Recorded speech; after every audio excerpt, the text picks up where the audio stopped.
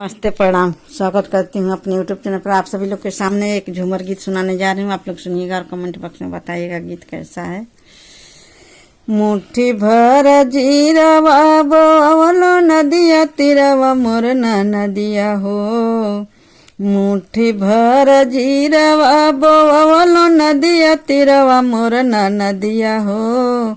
मोर ना नदिया हो फूलवा फूले लक चनार। मोर ना नदिया हो फूलवा फूले लक चनार। देहू न सासु हो सुपवा बढ़ानिया। देहू न सासु हो सुपवा बढ़ानिया। मोर ना नदिया हो मोर ना नदिया हो जीरावा बहार चलना। मोर ना नदिया हो जीरावा बहार आवना। जीरावा बहार तक टूटली बढ़ानिया।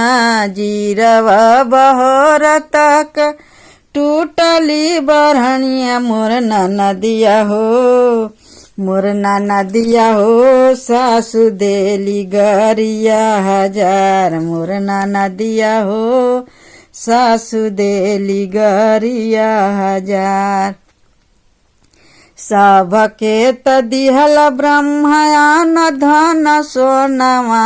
सबके त दिहल ब्रह्म अन धन सोनवा। मोर ना नदिया हो मोर ना नदिया हो हमारा के बलमान दान। मोर ना नदिया हो हमारा के बलमान दान।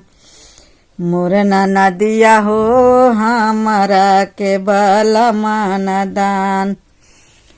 बालमा के ले बालमाना दाना लेके गईली बजरिया। बालमाना दाना लेके गईली हम बजरिया। मोर ना नदिया हो मोर ना नदिया हो लोगवा पूछे ई के तुहार। मोर ना नदिया हो मोर ना नदिया हो पूछे के हउए तुहार।